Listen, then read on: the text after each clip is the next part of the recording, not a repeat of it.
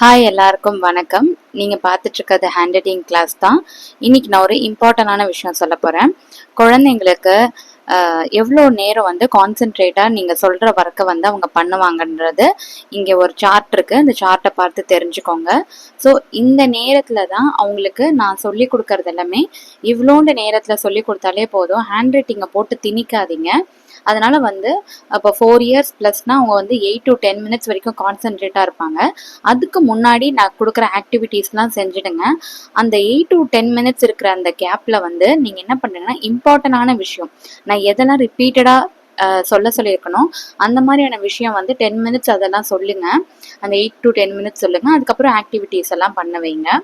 So இன்றைக்கி நம்ம என்ன பார்க்க போகிறோம்னா இன்ட்ரடியூசிங் லைன்ஸ் தான் நம்ம பார்க்க போகிறோம். குழந்தைங்களுக்கு வந்து லைன்ஸ் இன்ட்ரடியூஸ் பண்ண போகிறோம்.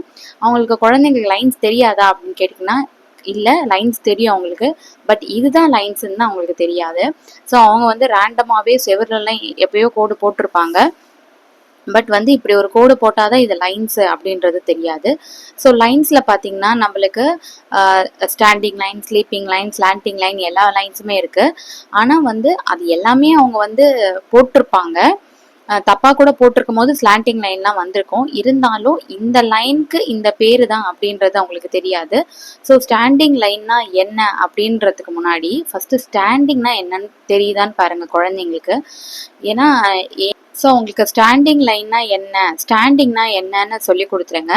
ஸ்லீப்பிங்னா என்னன்னு சொல்லி கொடுத்துருங்க. ஸோ இந்த மாதிரி தான் லைன்ஸ் போடணும். அவங்க வந்து இந்த மாதிரி க்ரையான்ஸ் கொடுத்து அவங்க மேலேருந்து கீழே வரைக்கும் லைன்ஸ் மட்டும் போட சொல்லுங்க. ஸ்கிரிபிள் பண்ணக்கூடாது அவங்க. ஸோ இந்த டைமில் வந்து அவங்க ஸ்கிரிபிள் பண்ணக்கூடாது. எப்போ வந்து குழந்தைங்க ஸ்கிரிபிள் பண்ண மாட்டாங்கன்னா நிறைய ஸ்கிரிபிளிங் பண்ண குழந்தை தான் திருப்பியும் ஸ்கிரிபிள் பண்ண மாட்டாங்க.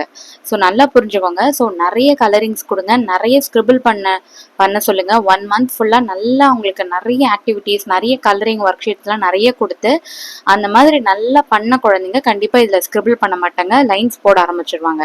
அதனால இங்கே வந்து ஸ்கிரிபிள் பண்ணுறாங்கன்னா அவங்களுக்கு இன்னும் ஸ்கிரிபிளிங் தேவைன்னு அர்த்தம். அதனால அவங்க ஸ்கிரிபிள் பண்ணுறதுனால மசில்ஸ் எல்லாமே நல்லா வந்து லூசன் ஆகும்.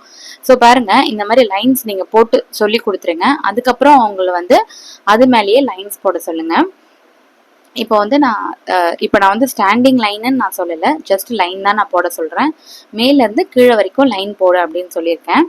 ஸோ இப்போ பாருங்கள், அவங்க வந்து லைன்ஸ் போடுறாங்க. இப்போ நான் கீழே லைன் போட்டிருக்கேன், இருந்தாலும் அவங்களுக்கு அதெல்லாம் கண்டுக்க மாட்டாங்க. அவங்க வந்து எப்படி எந்த சைடு நிற்கிறாங்களோ அந்த சைடு ஒரு லைன் போடுவாங்க.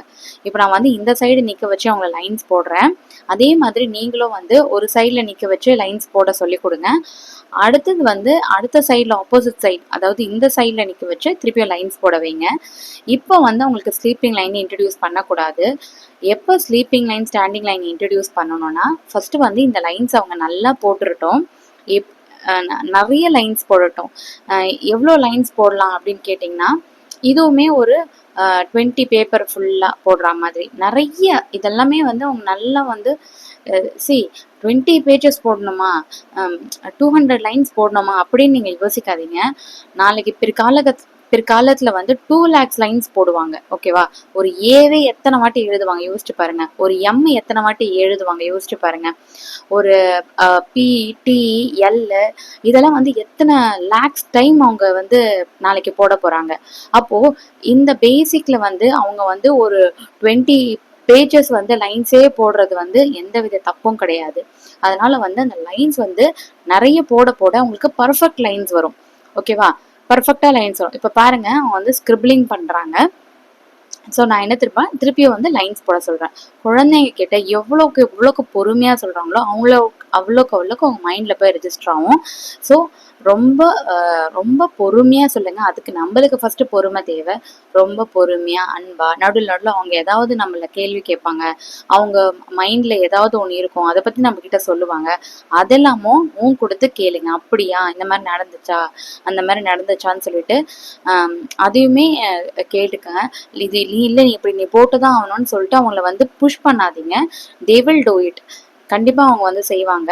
ஏன்னா என் ஃபஸ்ட்டு பையனுக்கு நான் இந்த மாதிரி தான் ப்ராக்டிஸ் கொடுத்தேன். அவன் இப்போ சூப்பராக எழுதுறாங்க. ஸோ அதனால் வந்து எனக்கு பயமே இல்லை. கண்டிப்பாக வந்து நம்ம சொல்லி கொடுக்குறதுல தான் குழந்தைங்க வந்து எழுதுவாங்க. அதனால வந்து பொறுமையாக சொல்லிக் கொடுங்க. நீங்கள் ஃபஸ்ட்டு பொறுமையாக ரிப்பீட்டடான வேர்ட்ஸ் சொல்லிக் கொடுங்க. நம்ம வந்து ரிப்பீட்டடான வேர்ட்ஸ் சொல்லும் போது நம்மளுக்கு கஷ்டமாக இருக்கும். ஆனால் அவங்க கேட்க கேட்க அவங்க எப்போ ஏம்மா சொன்னதே சொல்கிறீங்க, இல்லைன்னா நம்ம சொல்கிறதுக்கு அப்புறமா அவங்களே சிலதை சொல்லிட்டாங்கன்னா மைண்டில் ரெஜிஸ்டர் ஆயிடுச்சுன்னு அர்த்தம். ஸோ சில குழந்தைங்களுக்கு வந்து நம்ம வந்து 10 வாட்டி சொல்லியிருப்போம், ஆனால் அது அவங்க கேட்டிருக்கவே மாட்டாங்க. நம்ம நினச்சிப்போம் 10 வாட்டி நம்ம சொன்னோம்னு சொல்லிட்டு, ஆனால் அவங்களுக்கு கேட்டிருக்காது. 11 வாட்டி சொல்லும் போது தான் அவங்க கேட்டிருப்பாங்க, ஓ அப்படியா அப்படின்னு. அப்போ நம்ம நினச்சிப்போம் இவ்வளோ நேரம் நான் சொல்லிட்டு தான் இருந்தேன், அப்போ என்ன பண்ணிட்டு இருந்தேன். ஸோ அந்த மாதிரிலாம் டென்ஷன் ஆகாதீங்க, அந்த மாதிரிலாம் குழந்தைங்களை கேட்காதீங்க. நீங்கள் வந்து ரிப்பீட்டடாக சொல்லிட்டே இருங்க. நான் சொல்கிறது வந்து ஒரு கிளாஸு, ஒரு 10 மினிட்ஸ் வீடியோ, ஒரு 7 மினிட்ஸ் வீடியோலாம் நினைக்காதீங்க. நான் சொல்கிறது வந்து 1 மந்த் ஃபுல்லாக ப்ரீகேஜி ஃபுல்லாக ஃபாலோ பண்ணணும். ப்ரீகேஜிலேயே வந்து குழந்தைங்க கர்சிவ் ஹேண்ட் ரைட்டிங்கோ ஒரு ஏவோ போட்டுருவாங்கன்னு நினைக்காதீங்க. இப்போதைக்கு அவங்க வந்து இந்த லைன்ஸ் மட்டும்தான், நம்ம லைன்ஸ்க்காக தான் நம்ம கான்சன்ட்ரேட் பண்ணணும். அவங்க வந்து ஸ்டாண்டிங் லைன், ஸ்லீப்பிங் லைன் இது வரைக்கும் தான் நம்ம போடணும். இதை மட்டும்தான் நம்ம ப்ரீகேஜியில் சொல்லி கொடுக்க போகிறோம். 5+ ஏஜ்க்கு அப்புறம் தான் அவங்களால ஒரு எழுத்தே எழுத முடியும். ஓகேவா? ஒரு ஏனா 2 ஸ்லாண்டிங் லைன் போட்டு ஸ்லீப்பிங் லைன் வந்து அந்த 5க்கு அப்புறம், அதாவது 5+ ஏஜில் தான் அவங்க போடுவாங்க. அதனால இப்போதைக்கு நீங்கள் வந்து இதை மட்டும் சொல்லிக் கொடுங்க. இப்போ நான் வந்து ஸ்டாண்டிங் லைன், ஸ்லீப்பிங் லைன் வந்து இன்ட்ரடியூஸ் பண்ணுறேன். பென்சிலை வச்சு காட்டுறேன் பாருங்க. இப்போ இப்படின்னா ஸ்டாண்டிங் லைன், இது வந்து தூங்குது. ஸ்லீப்பிங் லைன், ஸ்லீப்னா என்னது? தூங்குறது. அதனால இது ஸ்லீப்பிங் லைன். ஸ்டாண்டிங் லைன் எந்திரிச்சிடுச்சு, அப்போ ஸ்டாண்டிங் லைன். இது ஸ்லீப்பிங் லைன், இது ஸ்டாண்டிங் லைன். ஃபர்ஸ்ட் இந்த மாதிரி சொல்லிக் கொடுங்க. அதுக்கப்புறம் பேப்பர் மேலே வச்சு இது ஸ்டாண்டிங் லைன், இது ஸ்லீப்பிங் லைன். பிகாஸ் சில குழந்தைங்க என்ன சொல்லுவாங்கன்னா, இதுவுமே ஸ்லீப்பிங் தானேன்னு சொல்லிட்டு சில புத்திசாலியான குழந்தைங்க நம்மளே கிராஸ் கொஸ்டின்லாம் கேட்பாங்க. ஸோ அந்த மாதிரி இருக்கிற குழந்தைங்களுக்கு இப்படி நிற்க வச்சு சொல்லி கொடுத்ததுக்கு அப்புறமா இது ஸ்டாண்டிங் லைன், இது இப்படி நிற்கிறதுல அதை அப்படியே இப்படி படுக்க வைங்க.